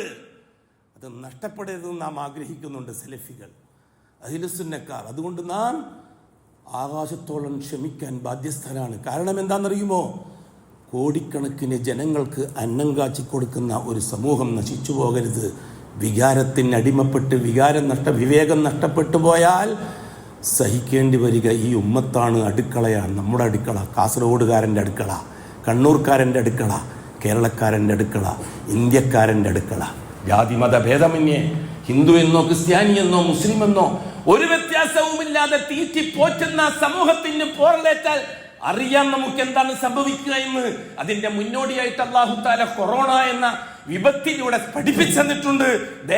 ലോകത്തിന്റെ കൺട്രോള് വേറൊരു വഴിക്ക് പോയാൽ നിങ്ങളുടെ അവസ്ഥ ഇതായിരിക്കും കേട്ടോ എന്ന്. എന്നിട്ടും പാഠം പഠിക്കാത്ത വികാരജീവികളായ കൂടെ അല്പബുദ്ധികൾ. തെരഞ്ഞെടുപ്പ് വരികയാണ്. എന്താണ് ഇന്ത്യൻ തെരഞ്ഞെടുപ്പിന്റെ പ്രത്യേകത? നാം നേരത്തെ സൂചിപ്പിച്ചല്ലോ, അമേരിക്കക്കൊരു ഭരണമുണ്ട്. ആ ഭരണത്തിന്റെ മാലിക് അല്ലാഹുവാണ്. ആ രാജ്യം ഭരിക്കുന്നത് ട്രംപാണ്. ട്രംപിന്റെ കയ്യിൽ അമേരിക്കയെ ഏൽപ്പിച്ചത് അല്ലാഹുവാണ്. അല്ലെങ്കിൽ അല്ലാതെ പറ ധൈര്യമായിട്ട്. ധൈര്യം ഉണ്ടെങ്കിൽ പറ, നമുക്ക് ചർച്ച നിർത്താം. അതിൽ അള്ളാഹ്ക്ക് ഒരു അവകാശവും ഇല്ല, അള്ളാഹ് അറിയ പോലും ചെയ്യില്ല എന്ന് പറയാൻ ധൈര്യം ഉണ്ടെങ്കിൽ പറ. നാം പറയുന്നു അള്ളാഹുവാണ് അയാളെ കയ്യിൽ അത് ഏൽപ്പിച്ചത്. റഷ്യക്കൊരു ഭരണമുണ്ട്, റഷ്യ ഒരു ഭരണമാണ്. ആ ഭരണത്തിന്റെ മാലിക് അള്ളാഹുവാണ്. രാജ്യം ഭരിക്കാൻ പുട്ടിനെ ഏൽപ്പിച്ചത് അള്ളാഹുവാണ്. അതാണ് അഹ്ലുസുന്നയുടെ ഈമാൻ. ഇല്ലെങ്കിൽ ഇല്ലാന്ന് പറ. പരിശുദ്ധ ഖുർആൻ പറഞ്ഞത് പഴയകാല കഥകളാണ്, അതൊന്നും ഇപ്പം പ്രായോഗികമല്ല എന്ന് പറയാൻ ധൈര്യമുണ്ടെങ്കിൽ പറ. അഹ്ലുസുന്നയിലേക്ക് ചേക്കേറിയിരിക്കുന്ന കുറെ ശീഈ കടന്നുകയറ്റക്കാരുണ്ട്. അതേപോലെ തന്നെ സലഫിയത്തിന്റെ പേരിൽ കുറെ തരീഖത്തുകാരുമുണ്ട്. ഈജിപ്തിൽ നിന്ന് വന്ന ഇസ്ലാഹി പ്രസ്ഥാനത്തിൽ നിന്ന് നവോത്ഥാനം പഠിക്കുകയും സലഫിയത്തിന്റെ നേരെ മുഖം തിരിക്കുകയും ചെയ്തവർക്ക് ഇത് മനസ്സിലായിക്കൊള്ളണമെന്നില്ല. ഗൗരവത്തിൽ ആഴങ്ങളിൽ ചിന്തിക്കേണ്ട കാര്യങ്ങളാണ് ഇതൊക്കെ. പക്ഷെ അല്ലാഹു സുബ്ഹാനഹു വ തആല പറഞ്ഞു നടക്കൂല. റസൂലുള്ളാഹി സ്വല്ലല്ലാഹു അലൈഹി വസല്ലം പറഞ്ഞു സയഅതി സമാനുൻ അലാ ഉമ്മത്തി, എന്റെ സമുദായത്തിൽ ഒരു കാലഘട്ടം വരാൻ പോകുന്നുണ്ട്. ലാ യബ്ഖാ ഫിൽ ഖുർആനി ഇല്ലാ റസ്മുഹു, പരിശുദ്ധ ഖുർആനിന്റെ അക്ഷരങ്ങളും പേജുകളും മാത്രമേ അന്ന് ബാക്കിയുണ്ടാവുകയുള്ളൂ. വലാ ഫിൽ ഇസ്ലാമി ഇല്ലാ ഇസ്മുഹു, ഇസ്ലാം എന്ന പേരും മാത്രമേ ബാക്കിയുണ്ടാവുകയുള്ളൂ. ബാക്കിയുള്ളത് മുഴുവനും തേഞ്ഞു മാഞ്ഞു പോകുന്ന ഒരു കാലഘട്ടം വരാനുണ്ട് എന്ന് വീണ്ടും പറഞ്ഞു റസൂലുള്ളാഹി ബദഅൽ ഇസ്ലാമു ഗരീബ, ആരോരും തിരിഞ്ഞു നോക്കാനില്ലാത്തൊരവസ്ഥയിലാണ് ദീനുൽ ഇസ്ലാം തുടങ്ങിയത്. ഫസയഊദു കമാ ബദഅ ഗരീബ, ഒരാൾ പോലും ഇസ്ലാമിന്റെ പേര് പറയാനില്ലാത്ത, അള്ളാന്റെ പേര് പറയാനില്ലാത്ത, പ്രവാചകന്റെ പേര് പറയാനില്ലാത്ത, അസ്ബാബുകളെ പറ്റി മാത്രം ഇസ്ലാമിന്റെ ആള് പോലും ചർച്ച ചെയ്യുന്ന ഒരു കാലഘട്ടത്തിലേക്ക് കൂപ്പുകുത്തും ഈ ദീനുൽ ഇസ്ലാം. ഫസയഊദു കമാ ബദഅ ഗരീബ, ആരോരും ഇല്ലാത്തൊരവസ്ഥയിലേക്ക് തിരിച്ചു പോകും. ഫതൂബാ ലിൽ ഗുറബാ, അല്ലാഹു റസൂൽ പറഞ്ഞു ഒരു ചെറിയൊരു സമുദായം, ഒരു ചെറിയ ശതമാനം, 1%, 2%, അള്ളാഹുവിന്റെ ഇടപെടലിനെയും കാത്തിരിക്കുന്ന, അള്ളാഹുവിന്റെ ഇടപെടലിനെ പ്രതീക്ഷിച്ചിരിക്കുന്ന എന്നാണ് അള്ളാഹുവിന്റെ ഇടപെടൽ. ഈ വിഷയത്തിൽ പശ്ചിമേഷ്യൻ കാര്യത്തിൽ മത്താ നസ്റുല്ലാ, അതേപോലെ തന്നെ ഇന്ത്യൻ കാര്യത്തിൽ മത്താ നസ്റുല്ലാ. ഇതാണ് മുഅ്മിനീങ്ങൾ. സഹബാക്കൾ പോയിട്ട് പറഞ്ഞു റസൂലുള്ളാഹി തങ്ങളോട് മത്താ നസ്റുല്ലാ, ഇതുവരെയാണ് സഹിക്കുക നബിയെ, എപ്പോഴാണ് സഹായം വരിക നബിയെ, എപ്പോഴാണ് അള്ളാഹ് സഹായിക്കാൻ നബിയെ? റസൂലുള്ളാഹി സ്വല്ലല്ലാഹു അലൈഹി വസല്ലം തങ്ങൾക്ക് ഇത് കേൾക്കാനേ നിവൃത്തിയുള്ളൂ. അതെ, അഹ്ലുസുന്നക്കും ഇത് കേൾക്കാനേ നിവൃത്തിയുള്ളൂ. അഹ്ലുസുന്ന അള്ളാഹുവിന്റെ ഇടപെടൽ കാത്തിരിക്കുന്നു. അല്ലാഹു തആല ശഫുൽ ഹഖിനെ അറിയിച്ചു, അലാ ഇന്ന നസ്റുല്ലാഹി ഖരീബ്, അറിയുക അള്ളാഹിന്റെ സഹായം വളരെ അടുത്തുണ്ട് എന്ന്. അതന്നെ നമുക്കും പ്രതീക്ഷ. അള്ളാഹുവിന്റെ ഇടപെടലുകളെ സംബന്ധിച്ച് ചിന്തിക്കുന്ന ഒരു സമൂഹമാണ് നമുക്ക് പ്രതീക്ഷ. ഇന്ത്യ രാജ്യം ഒരു ഭരണമാണ്. ആ ഭരണത്തിന്റെ മാലിക് അള്ളാഹുവാണ്. ആ രാജ്യം ഭരിക്കാൻ നരേന്ദ്രമോദിയെ ഏൽപ്പിച്ചത് അള്ളാഹുവാണ്. ഇല്ലെങ്കിൽ അല്ല എന്ന് പറ. ഫാസിസത്തെ അള്ളാഹ്ക്കറിയില്ല. അതേപോലെ തന്നെ കേരളം ഭരിക്കുന്ന കമ്മ്യൂണിസ്റ്റ് ആചാര്യൻ പിണറായി വിജയനാണ്, അയാളെയും അള്ളാഹ്ക്കറിയില്ല എന്ന് പറയാൻ ധൈര്യം ഉണ്ടെങ്കിൽ പറ, നമ്മൾ ഈ ചർച്ച നിർത്താം. ധൈര്യമുണ്ടെങ്കിൽ ഇസ്ലാം പാർട്ടിക്കാർ പറ, അള്ളാഹുവിനെ ഈ വിഷയത്തിൽ ഇടപെടിക്കേണ്ടതില്ല. പക്ഷെ ചിലരൊക്കെ പറഞ്ഞു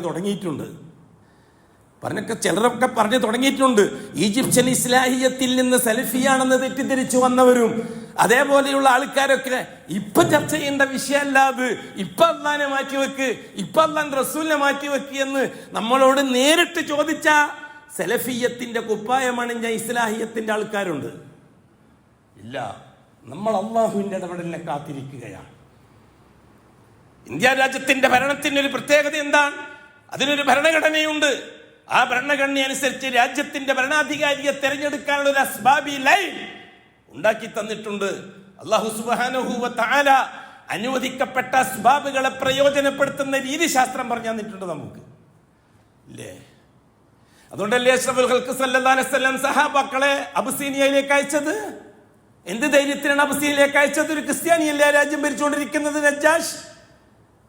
നജാഷി രാജാവ് ഭരിക്കുന്ന, ക്രിസ്ത്യാനി ഭരിക്കുന്ന രാജ്യത്തിലേക്കാണ് നിങ്ങൾക്ക് പോകാൻ ഏറ്റവും നല്ലതെന്നും പറഞ്ഞിട്ട് ബഹുമാനപ്പെട്ട സഹാബാക്കളെ അബസീനിയയിലേക്ക് അയച്ചില്ലേ റസൂലുള്ളാഹി സ്വല്ലല്ലാഹു അലൈഹി വസല്ലം? അഷ്റഫുൽ ഖൽഖിന്റെ പ്രതീക്ഷ മങ്ങിപ്പോയോ? അനുവദിക്കപ്പെട്ട അസ്ബാബുകളെ ഉപയോഗപ്പെടുത്താം എന്ന് ലോകത്തോട് പഠിപ്പിക്കുകയല്ലേ അഷ്റഫുൽ ഖൽഖ്? ആദ്യ സംഘം 16 പേരല്ലേ അബസീനിയയിലെത്തിയത്. നജാഷി രാജാവ് രാജകീയമായി സ്വീകരിച്ചു അവരതിൽ നിന്ന് പുറത്താക്കാൻ വേണ്ടി ഇസ്ലാം പാർട്ടിക്കാർ തയ്യാറായി. ദാറുൻ നദ്വ എന്ന സുന്നി സെന്ററിന്റെ ആൾക്കാര് അംർ ബിൻ ലാസിനെ പോലെയുള്ള ബുദ്ധിജീവികളെ അയച്ചു അബ്സീനിയയിലേക്ക്. ഈ വന്നിരിക്കുന്നവരാരാണ്? വിപ്ലവകാരികളാണ്. ഇവർ കുടുംബത്തെ തകർത്തവരാണ്. ഇവർ ആദർശം, പഴയകാല ആദർശത്തെ നിഷേധിക്കുന്നവരാണ്. നിങ്ങളെ ക്രിസ്ത്യാനിസത്തെയും നിഷേധിക്കുന്നവരാണ്. മുഹമ്മദ് എന്ന് പറഞ്ഞിട്ടൊരു പുത്തംവാദി, അല്ല മാത്രം എന്നും പറഞ്ഞിട്ട് ജനങ്ങളെ ഭിന്നിപ്പിച്ചിരിക്കുകയാണ്. അയാളാണ് വന്നിരിക്കുന്നത്. എത്രയും പെട്ടെന്ന് അവരെ തിരിച്ചയക്കണം, അല്ലെങ്കിൽ നിങ്ങളെ നാട് കുട്ടിച്ചോറാക്കുന്നല്ലേ അന്ന് അംർ ബിൻ ലാസ് പോയിട്ട് നജാഷിയോട് പറഞ്ഞത്. അന്ന് ദാറുന്നത് വലിയ യോഗം കൂടിയിട്ട് അയച്ചതല്ലേ സുന്നി സെന്ററിൽ. അതന്നെയല്ലേ ഇന്നും നടന്നുകൊണ്ടിരിക്കുന്നത്. ആ പാരമ്പര്യമല്ലേ ഇപ്പോൾ നടന്നുകൊണ്ടിരിക്കുന്നത്. ഖുറൈശി പാരമ്പര്യം, ഇസ്ലാം പാർട്ടിക്കാരായാലും സംഘടനകളായാലും ആ പാരമ്പര്യം ശക്തമായി മുന്നോട്ട് വെക്കുകയല്ലേ ഇന്ന് ലോകത്ത് ചെയ്യുന്നത്. അള്ളാഹു സുബ്ഹാനഹു വ തആല കൂടുതൽ കാര്യങ്ങൾ ഗ്രഹിക്കാനും വർത്തമാന കാലഘട്ടത്തെ അള്ളാഹു അള്ളാന്റെ റസൂലുമായി ബന്ധിപ്പിച്ച് അള്ളാഹുവിന്റെ ഇടപെടലിനെ കാത്തിരിക്കാനും എന്താണോ വേണ്ടത് അത് ചെയ്യാനുള്ള വഴികൾ അള്ളാഹു നമുക്ക് തുറന്നു തരട്ടെ. പ്രവാചകൻ ജീവിച്ചിരിക്കുന്ന സമയത്ത് ആ സമൂഹത്തെ അള്ളാഹു തആല നശിപ്പിക്കുകയില്ല എന്ന അള്ളാഹുവിന്റെ വഅദയാണ്. പ്രവാചകനില്ലാത്ത കാലഘട്ടത്തിൽ അള്ളാഹുവിനോട് ഇസ്തിഗ്ഫാർ ചെയ്ത് അള്ളാഹുവിനെ പ്രതീക്ഷിക്കുന്ന ഒരു ന്യൂനപക്ഷം ജീവിക്കുന്ന സമയത്തും ഈ സമൂഹത്തെ നശിപ്പിക്കൂല എന്ന അള്ളാഹുവിൻ്റെ വഅദയാണ്. ആ വഅദ പൂർത്തീകരിക്കുന്നതിന് നമ്മളെ അള്ളാഹു കാരണക്കാരാക്കട്ടെ. അഖൂലു ഖൗലി ഹാദാ വല്ലാഹു അഅലം വഅസ്തഗ്ഫിറുല്ലാഹൽ അലീമ ലി വലക്കും വഅസ്തഗ്ഫിഹി അന്നി വഅൻകും വഅൻ ജമീഇൽ മുസ്ലിമീന വൽ മുഅ്മിനീന അജ്മഈന വസ്തഗ്ഫിറുഹു ഇന്നഹു ഹുവൽ ഗഫൂറുർ റഹീം.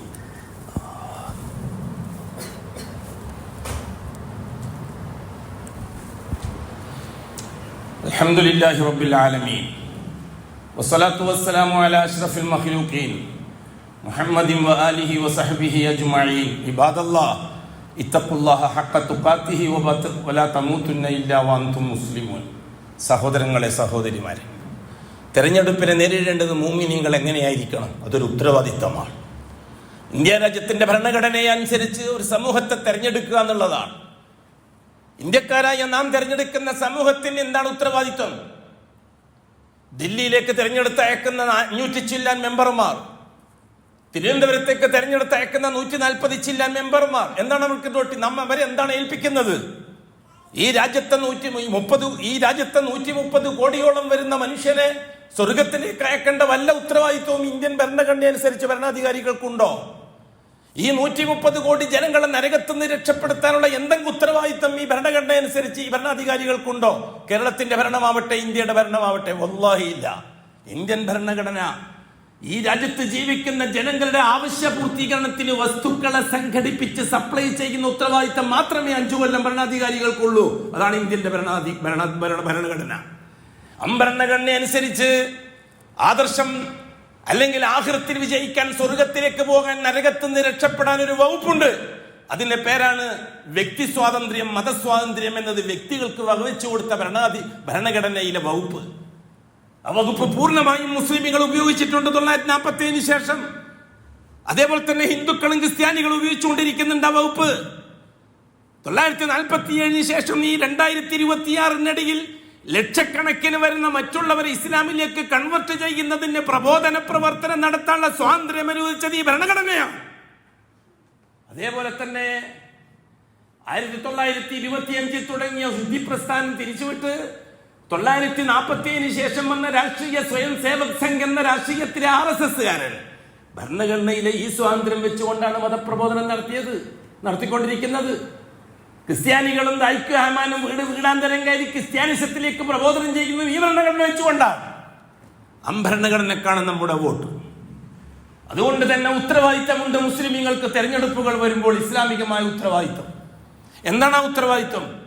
തെരഞ്ഞെടുപ്പ് പ്രഖ്യാപിച്ചു കഴിഞ്ഞാൽ ഇന്ത്യന്റെ ഭരണഘടന അനുസരിച്ച് തിരുവനന്തപുരത്തേക്ക് ഭരിക്കാൻ അയക്കുന്ന ഒരാൾക്ക് വോട്ട് ചെയ്യുമ്പോൾ അള്ളാഹ്ക്ക് കൊടുത്തൊരു കരാറാണ് നാം ചെയ്യുന്നത്. നാളെ ആഖിറത്തിൽ അള്ളാഹു ചോദിക്കും, നീ ഈ വോട്ട് ഇയാൾക്ക് കൊടുത്തത് എന്തിന്റെ അടിസ്ഥാനത്തിലാണ്? തീർച്ചയായിട്ടും അള്ളാഹുവിനോട് മറുപടി പറയാൻ ഓരോ വോട്ടർമാരും ബാധ്യസ്ഥരാണ് മുസ്ലിമീങ്ങൾ. നിസ്സാരമാണെന്നാണോ? അതുകൊണ്ടാണ് തിരുവാടുള്ളവൻ പണ്ട് പറഞ്ഞത് രാഷ്ട്രീയം മതം ഒന്നിച്ചു കൂട്ടണ്ട, രാഷ്ട്രീയം മതം ഒന്നിച്ചു കൂട്ടണ്ട എന്ന്. ശരിയാണ്, രാഷ്ട്രീയം മതം ഒന്നിച്ചു കൂട്ടിയാൽ ഇസ്ലാമിന്റെ ആദർശ പ്രമാണം അനുസരിച്ച് രാഷ്ട്രീയത്തെ കൈകാര്യം ചെയ്യാൻ മുസ്ലിമീങ്ങൾ തയ്യാറാവും. അത് അപകടമാണ്. നീ പറയുന്ന പ്രാദേശിക രാഷ്ട്രീയ, ദേശീയ രാഷ്ട്രീയക്കാർക്കൊക്കെ നന്നായിട്ട് അറിയുകയും ചെയ്യാം. വളരെ കൃത്യമായി മനസ്സിലാക്കേണ്ട വിഷയം, നാം അംഗീകരിക്കുന്ന നമ്മുടെ രാജ്യത്തിന്റെ ഭരണത്തിന് വേണ്ടി അംഗീകരിച്ച 3 സംഘങ്ങളാണ്. ഒന്ന് വലതുപക്ഷ ഭരണം, രണ്ട് ഇടതുപക്ഷ ഭരണം, ഫാസിസത്തെ അംഗീകരിക്കുന്ന ഒരു മൂന്നാം കക്ഷി. ഇതിനെ പൂർണ്ണമായും തെരഞ്ഞെടുപ്പിന് വേണ്ടി മത്സരിക്കുന്ന, പിന്നീട് സ്വതന്ത്രമായ രാഷ്ട്രീയ പാർട്ടിയിലെ വ്യക്തികൾ, സ്വതന്ത്രന്മാർ, ഓരോ നിയോജക മണ്ഡലത്തിനും 10ഉം 15ഉം സ്ഥാനാർത്ഥികൾ, ബൂത്തിൽ ചെല്ലുന്ന ഒരു മുസ്ലിമിന്റെ ഉത്തരവാദിത്വം. ഈ സ്ഥാനാർത്ഥികളുടെ കൂട്ടത്തിൽ ആർക്കാണ് ഞാൻ വോട്ട് ചെയ്യേണ്ടത്? ഒന്നാമതായി ഞാൻ ആരെ തെരഞ്ഞെടുക്കണം? എന്റെ ആവശ്യങ്ങൾ പൂർത്തിയാക്കുന്നതിന് വേണ്ടി നിയമസഭയിൽ സംസാരിക്കുകയും എന്റെ ആദർശം നിലനിർത്തുന്നതിന് നിയമസഭയിൽ എനിക്ക് അനുകൂലം നിൽക്കുകയും ചെയ്യുന്നവനാരോ? ഒരുപക്ഷെ ഒരുത്തൻ ഇടതുപക്ഷക്കാരനായിരിക്കാം, വലതുപക്ഷക്കാരനായിരിക്കാം, സ്വതന്ത്രനായിരിക്കാം. ഈ രണ്ട് വിഷയം ആ സ്ഥാനാർത്ഥിയിലുണ്ടെങ്കിൽ അവനെയാണ് നാം വോട്ട് ചെയ്യുമ്പോൾ പരിഗണിക്കേണ്ടത്. രണ്ടാമതായി, എന്റെ ആദർശത്തിന്റെ കാര്യം ഞാൻ തന്നെ നോക്കേണ്ടി വരും. ഈ കൂട്ടത്തിൽ ഒരുത്തനെ തെരഞ്ഞെടുത്താൽ എന്റെ ആവശ്യങ്ങൾ മുടങ്ങുകയും ഇല്ല. ആ രീതിയിലുള്ളവനെ വേണം നാം തെരഞ്ഞെടുക്കാൻ. മൂന്നാമതായി, എന്റെ ആദർശവും സംരക്ഷിക്കപ്പെടുകയില്ല, എന്റെ ആവശ്യങ്ങളും പൂർത്തിയാകുകയില്ല. ഇവൻ നിയമസഭയിൽ എത്തിക്കഴിഞ്ഞാൽ അവനും അവന്റെ ജാതിയും മാത്രം ജീവിക്കും ഇവിടെ എന്ന തിരിച്ചറിവുണ്ടെങ്കിൽ എന്ത് ചെയ്യാം? ഇവിടുത്തെ ഭരണഘടന അനുസരിച്ച് തെരഞ്ഞെടുപ്പിന് വോട്ട് ചെയ്യാൻ പോകുന്ന ഒരു പൗരന് അവസാനത്തെ ഒരു രീതിയുണ്ട്. എന്താണെന്നറിയുമോ? ഞാൻ ആർക്കും വോട്ട് ചെയ്യുന്നില്ല എന്ന സെറ്റ് തിരഞ്ഞെടുക്കാനുള്ള അവകാശമുണ്ട്. അവനിക്കൊരു വോട്ട് ഇല്ലേ? പോളിംഗ് പെട്ടിയിലെ അവസാനത്തെ ബട്ടൺ ആർക്കുള്ളതാണ്? എനിക്ക് ഈ കൂട്ടത്തിൽ ആരെയും തെരഞ്ഞെടുക്കാൻ യോഗ്യത ഞാൻ കാണുന്നില്ല, അവനിക്കുള്ള ബട്ടൺ. എന്നാലും വോട്ട് അസാധുവാക്കാൻ പറ്റുകയില്ല. അത് നമ്മുടെ ഉത്തരവാദിത്തമാണ്. നീ എന്തുകൊണ്ട് വോട്ട് ചെയ്യാൻ പോയില്ല? നാളെ ആഖിറത്തിൽ അല്ലാഹു മുഅ്മിനോട് ചോദിക്കും. എനിക്ക് മനസ്സില്ലാത്തതുകൊണ്ടാണെന്ന് പറഞ്ഞാൽ രക്ഷപ്പെടാൻ പോകുന്നില്ല. ആ കൂട്ടത്തിൽ ആരെയും ഈ പറയുന്ന കാര്യങ്ങൾക്ക് വേണ്ടി യോജിച്ചവനാണ് എനിക്ക് ബോധ്യപ്പെട്ടിട്ടില്ല, അതുകൊണ്ട് ഞാൻ ചെയ്തത് ആരെയും ഞാൻ തിരഞ്ഞെടുക്കുന്നില്ല എന്ന വോട്ടാണ്. അതിനും അവകാശം തെരഞ്ഞെടുപ്പ് കമ്മീഷൻ നിശ്ചയിച്ചിട്ടുണ്ട്. എങ്കിൽ നമ്മൾ എന്തിനു പേടിക്കണം? എന്തിനു വിഷമിക്കണം? അതുകൊണ്ട് നമ്മുടെ അവബോധത്തിന് വേണ്ടി, അവബോധമായിരിക്കണം നമ്മുടെ തെരഞ്ഞെടുപ്പ് രാഷ്ട്രീയത്തെ നിയന്ത്രിക്കേണ്ടത്. വികാരമാകാൻ പാടില്ല, ആദർശശുദ്ധിയുള്ള വിവേകമായിരിക്കണം. അതായിരിക്കട്ടെ അടുത്ത തെരഞ്ഞെടുപ്പിൽ പോളിംഗ് ബൂത്തിലേക്ക് പോകുമ്പോൾ മോമിനിയങ്ങൾക്കുണ്ടാകുന്ന മാനസികാവസ്ഥ എന്ന് അറിയിക്കുകയാണ്. അള്ളാഹുവിൻ്റെ ഇടപെടലുകളെ പ്രതീക്ഷിച്ചുകൊണ്ട് മുഹമ്മദി റിസാലത്തിനെ ഉപയോഗപ്പെടുത്തുന്ന ഒരു ന്യൂനപക്ഷമുണ്ട് ഇവിടെ, അഹ്ലുസുന്ന. ആ അഹ്ലുസുന്നയോടൊപ്പം മരിക്കുന്നത് വരെ ജീവിക്കുക. നാളെ ആഖിറത്തിലെത്തിയാൽ ആ അഹ്ലുസുന്നയോടൊപ്പം അള്ളാഹുവിൻ്റെ മുമ്പിൽ ചെന്നെത്തുക. എന്നിട്ട് അള്ളാഹുവിൻ്റെ മുമ്പിൽ ചർച്ച ചെയ്ത് തീരുമാനമെടുക്കുമ്പോൾ സന്തുഷ്ടരായി ജീവിക്കുന്ന ഫിർദൗസിലേക്ക് ശുഹദാക്കളോടൊപ്പം കടന്നു ചെല്ലുക. അതായിരിക്കട്ടെ നമ്മുടെ ദുആവും, അതായിരിക്കട്ടെ നമ്മുടെ എല്ലാം. അല്ലാഹു സുബ്ഹാനഹു വ തആല എല്ലാ തരത്തിലുള്ള സൗഭാഗ്യങ്ങളും, എല്ലാ തരത്തിലുള്ള സൗഭാഗ്യങ്ങൾക്ക് കാരണക്കാരുമായി നമ്മളെ അല്ലാഹു തആല കബൂലാക്കട്ടെ. അലാ വസല്ലു വസല്ലിമു അലൻ നബിയിൽ മുസ്തഫ വർ റസൂലിൽ മുർത്തദ. ഇന്നല്ലാഹ വ മലായികതഹു യുസല്ലൂന അലൻ നബിയ്യി യാ അയ്യുഹല്ലദീന ആമനൂ സല്ലു അലൈഹി വസല്ലിമു തസ്ലീമാ. അല്ലാഹുമ്മ സ്വല്ലി വസല്ലിം അലാ റസൂലിക സയ്യിദിനാ മുഹമ്മദ് വഅലാ ആലി മുഹമ്മദ് കമാ സ്വല്ലൈത വബാറക്ത അലാ ആലി ഇബ്രാഹിം ഇന്നക ഹമീദും മജീദ്.